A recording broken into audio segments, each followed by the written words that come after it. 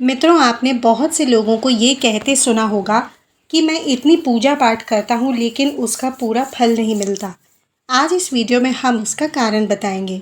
असल में जाने अनजाने में कुछ लोग पूजा पाठ के दौरान कई तरह की गलतियाँ कर बैठते हैं, जिनकी वजह से उन्हें पूजा का फल नहीं मिल पाता और पूजा अधूरी रह जाती है। ऐसे में अगर आप गलत विधि और नियमों के साथ पूजा करते हैं तो इसका विपरीत प्रभाव भी पड़ सकता है। तो चलिए जानते हैं घर और मंदिर में पूजा करने का सही तरीका क्या है। किसी भी देवी देवता या भगवान का पूजन करने से पहले स्नान किया जाता है। स्नान के पश्चात शांत मन से भगवान के सामने आसन पर बैठा जाता है। पूजा कभी भी खड़े होकर नहीं करनी चाहिए और न ही खाली फर्श पर बैठकर पूजा करनी चाहिए। कुछ लोग पूजा करते समय ज़मीन पर ही बैठ जाते हैं, जो कि बिल्कुल गलत है। जिस तरह से आपने भगवान को बैठने के लिए आसन दिया, ठीक उसी प्रकार से स्वयं भी आसन पर बैठें। शास्त्रों में कंबल और उसके आसन को पूजा के लिए शुद्ध माना गया है। इस बात का भी ध्यान रखें कि पूजा का स्थान घर के फर्श से थोड़ा ऊपर होना चाहिए, क्योंकि भगवान अतुल्य और श्रेष्ठ हैं, इसलिए आप अपनी बराबरी में उनकी पूजा न करें। पूजा के लिए भगवान को किसी चौकी पर या फिर ऊंचे से स्थान पर स्थापित करें। इसके अलावा पूजा घर में देवी देवताओं की मूर्ति को कभी भी दीवार से सटाकर नहीं रखना चाहिए। पूजन करते समय आपका मुंह उत्तर या पूर्व की दिशा में होना चाहिए। घर या किसी भी मंदिर में पूजा संपन्न करने के बाद भगवान से अपनी भूल के लिए उनके समक्ष क्षमा याचना जरूर करनी चाहिए। इससे परमात्मा आपके द्वारा जाने अनजाने में की गई गलतियों को क्षमा करते हुए आशीर्वाद देते हैं। पूजा घर हमेशा ईशान कोण में ही रखना उचित माना जाता है। पूजा घर में किसी एक देवी देवता की एक से अधिक मूर्तियां नहीं होनी चाहिए। घर के मंदिर में किसी भी भगवान की मूर्ति 9 इंच से छोटी होनी चाहिए। इससे बड़ी प्रतिमा घर में रखना शुभ नहीं होता। बड़ी प्रतिमा को मंदिर में रखना चाहिए। अपने बेडरूम में कभी भी पूजा घर स्थापित नहीं करना चाहिए और रात्रि के समय अपने पूजा घर को पर्दे से ढक कर रखें। पूजा घर में काम आने वाली सभी चीज़ें जैसे शंख, घंटी, प्रसाद के बर्तन, दीपक, शिवलिंग और भगवान शालीग्राम को साफ सुथरे कपड़े के ऊपर रखना चाहिए। ऐसा नहीं करने से हर रोज़ पूजा करने के बाद भी उसका उचित फल नहीं मिल पाता। शास्त्रों में उल्लेख है कि घर या मंदिर कहीं भी यदि आप सूर्यास्त के बाद रात के समय पूजा करते हैं इस समय ना तो शंख बजाना चाहिए और ना ही घंटी बजानी चाहिए। ऐसा माना जाता है कि सूर्यास्त के बाद देवी देवता शयन के लिए चले जाते हैं और ऐसे में उन्हें जगाना सही नहीं होता। इसलिए इस बात का ध्यान रखें कि सूर्यास्त के बाद कभी भी घंटी या शंख न बजाएं। अक्सर लोग पूजा करते समय सिर्फ धूप जलाते हैं, लेकिन ये गलत है। किसी भी देवी देवता की पूजा करने से पहले दीपक जलाना अनिवार्य माना जाता है। ऐसी मान्यता है कि दीपक भगवान के प्रति हमारे भक्ति भाव द्वारा चढ़ाए गए प्रसाद, धूप और अन्य कार्यों का साक्षी होता है। अगर आप पूजा करने से पहले दीपक नहीं जलाते हैं तो भगवान तक आपकी प्रार्थना नहीं पहुंचती। आजकल ज़्यादातर घरों में अगरबत्ती का इस्तेमाल किया जाता है, परंतु कभी भी पूजा करते वक्त अगरबत्ती का इस्तेमाल नहीं करना चाहिए, क्योंकि अगरबत्ती में बांस की डंडी का इस्तेमाल किया जाता है।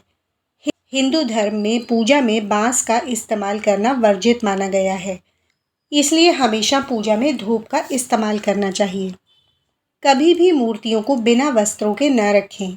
देवताओं के लिए वस्त्र पहनाएं। आजकल बाजार में भी देवी देवताओं के वस्त्र उपलब्ध होते हैं, आप चाहे तो बाजार से ला सकते हैं। हमेशा देवता की पसंद के अनुसार या फिर कहें कि शुभता को ध्यान में रखते हुए ही वस्त्र धारण कराना चाहिए। सूर्य, गणेश, दुर्गा, शिव और विष्णु ये पंचदेव कहलाते हैं। इनकी पूजा सभी कार्यों में अनिवार्य रूप से की जानी चाहिए। प्रतिदिन पूजन करते समय इनका ध्यान अवश्य करना चाहिए, जिससे माता लक्ष्मी की कृपा और समृद्धि प्राप्त होती है। आप चाहे किसी भी देवी देवता का पूजन कर रहे हो, लेकिन सर्वप्रथम हमेशा भगवान गणेश को ही प्रणाम किया जाता है। किसी भी हवन या शुभ कार्य की शुरुआत भी भगवान गणेश को प्रणाम करके ही की जाती है। ऐसा कहा जाता है कि भगवान गणेश को प्रणाम किए बिना पूजा करने से उसके फल की प्राप्ति नहीं होती है। बिना सर ढक के भी पूजा नहीं करनी चाहिए। मान्यता है कि बिना सर ढककर पूजा करने से इसका पूर्ण फल नहीं मिलता। पूजा के दौरान सिर ढकना भगवान के प्रति श्रद्धा भाव को दर्शाता है। पूजा के दौरान सिर ढकने के धार्मिक कारणों के साथ साथ वैज्ञानिक कारण भी बताए गए हैं। इसलिए स्त्री हो या पुरुष पूजा के दौरान ज़रूर सर ढकें। कभी भी भगवान को एक हाथ से प्रणाम नहीं करना चाहिए। हमेशा पूरी तरह झुक करके दोनों हाथों से प्रणाम करना चाहिए। जब भी आप पूजा करने किसी मंदिर में जाएं, तो आपको मंदिर में जो प्रसाद मिलता है उसे मंदिर में ही खाना चाहिए। भले ही आप उस प्रसाद का थोड़ा हिस्सा ही मंदिर में खाएं और बाकी का हिस्सा घर ले जाने के लिए रख सकते हैं। ये ईश्वर के प्रति आपकी श्रद्धा का प्रतीक है।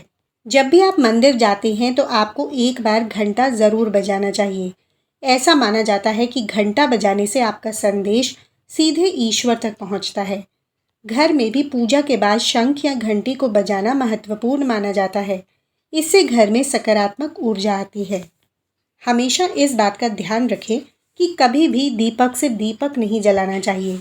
शास्त्रों के अनुसार जो व्यक्ति दीपक से दीपक जलाते हैं वे रोगी होते हैं। नहाने से पहले ही भगवान को चढ़ाने के लिए फूल तोड़ लेना चाहिए। नहाने के बाद फूल तोड़ने पर फूल स्वयं को चढ़ाया हुआ माना जाता है। ऐसा शास्त्रों में कहा गया है। पूजा पाठ करते समय दीपक, भगवान की मूर्ति या तस्वीर, सोने के आभूषण और शालीग्राम को कभी भी सीधे जमीन या फर्श पर नहीं रखना चाहिए। घर के मंदिर में पूजा के समय भगवान की आरती करते समय भगवान विष्णु के सामने 12 बार, सूर्य देव के सामने 7 बार, देवी दुर्गा के सामने 9 बार, शंकर भगवान के सामने 11 बार और गणेश जी के सामने 4 बार आरती घुमानी चाहिए। इससे पूजा पाठ का सकारात्मक फल मिलता है। किसी भी मंत्र का जाप करने के पश्चात आसन के नीचे की भूमि को स्पर्श कर अपने नेत्रों से लगाना चाहिए। इससे आपके जप के पूर्ण फल की प्राप्ति होती है। अगर आप किसी खास प्रयोजन के लिए कोई पूजा अनुष्ठान करते हैं तो उसमें लिए गए संकल्प को पूरा करने में ज़्यादा समय नहीं लगाना चाहिए। अगर आपने कहीं किसी को दान करने का संकल्प लिया है तो उसे जितनी जल्दी हो सके पूरा कर देना चाहिए। संकल्प को पूरा करने में देरी से पूजा अनुष्ठान का पूरा लाभ नहीं मिलता। किसी को भी कोई भी वस्तु या दान हमेशा दाहिने हाथ से देना चाहिए। एकादशी, अमावस्या, कृष्ण चतुर्थी, पूर्णिमा व्रत तथा श्राद्ध के दिन बाल और दाढ़ी नहीं बनाना चाहिए। जिन लोगों का यज्ञोपवीत संस्कार हो चुका है उन्हें बिना जनेऊ पहने पूजा पाठ या किसी तरह का अनुष्ठान नहीं करना चाहिए, क्योंकि बिना जनेऊ धारण किए जो भी धार्मिक कार्य किया जाता है वह निष्फल हो जाता है। सभी घरों में पूजा पाठ या अन्य धार्मिक कार्यों में इस्तेमाल के लिए गंगाजल रखा जाता है, लेकिन क्या आपको पता है कि प्लास्टिक की बोतल में या किसी अपवित्र धातु जैसे कि एल्यूमिनियम और लोहे के बर्तन में गंगाजल को नहीं रखना चाहिए। गंगाजल हमेशा तांबे के बर्तन में रखना ही शुभ रहता है। अगर आप पूजा करने के लिए मंदिर जा रहे हैं तो आपको हमेशा अपने घर से ही लोटे में जल लेकर जाना चाहिए। कभी भी मंदिर में रखे जल से ईश्वर का जलाभिषेक ना करें।